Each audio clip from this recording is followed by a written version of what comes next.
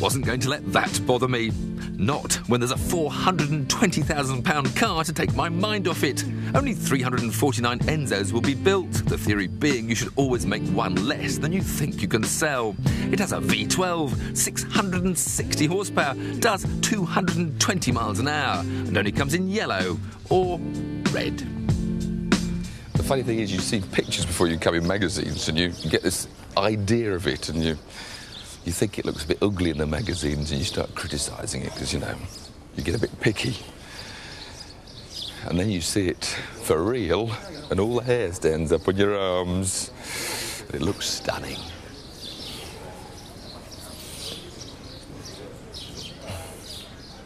The naked eye can see so much more detail than photographs show, because I just noticed that this wing, you don't see that in the photos at all. It's a proper aerofoil.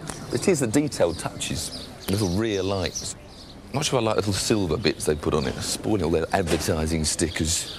Where's Dario? Is he here yet? Oh, there he is at the door. Robin quit as a shot of Dario over there. There's Dario. Back at the doorway. The doorway. Hope he hasn't spotted me yet. He always wears the shades. You can't see his eyes behind the shades. The other big feature of the car is this first ever production car use of carbon brakes. And you can see the mottled effect, very different from steel. The whole point about these is, in the past, racing-wise, they only work when they're really incredibly hot. And when they're not hot, they don't work and it pulls the car. Now, they say, even on a stone-cold day, they work straight away.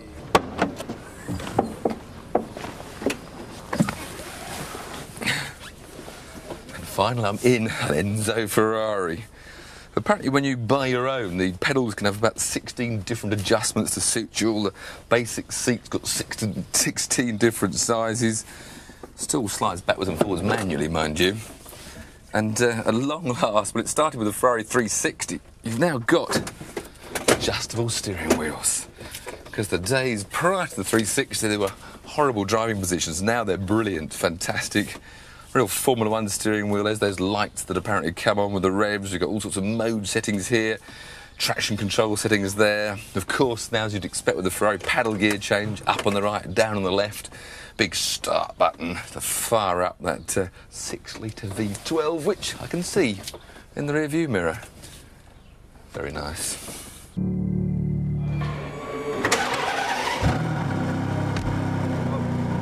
Tell him we're filming, so can you get out of the way?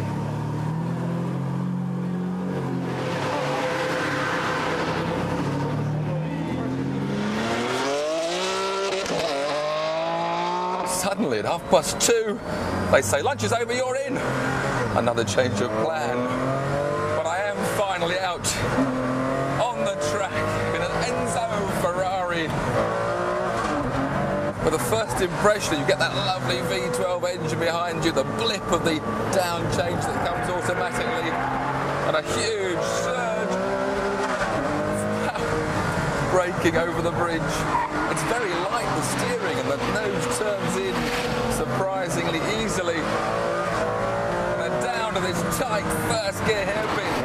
Pull one gear, pull the second, turn, the front response, steering very light, floor the throttle, and and the traction control was killing me.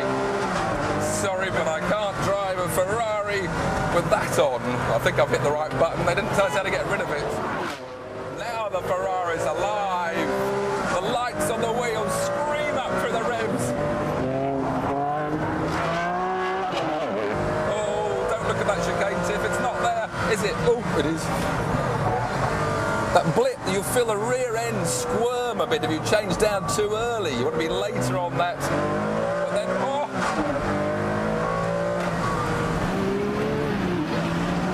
brake, blip, change down later, Tiff. That's what this car wants.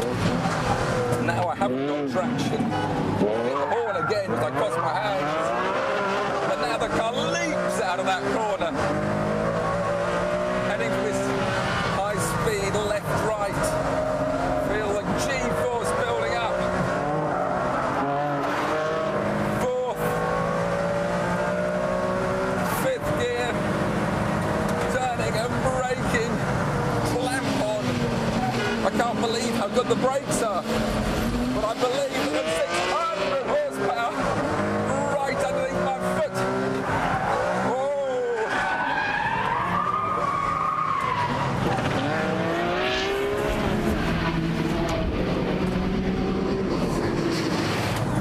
been 5 minutes and it's gone.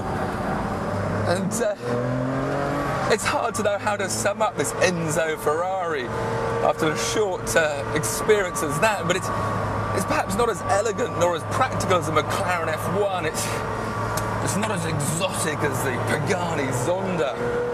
But what it does do fantastically well is what Ferrari are fantastic at.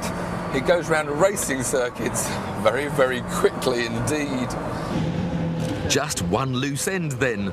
My lap time of 1 minute 34 may have been 4 seconds slower than the great Dario, but not bad considering I'd only had 5 minutes and he's here every day. And it was, I'm proud to report, the quickest journalist time of all. So, what did Dario think of that? Bello. There you go. Bello. Friends again.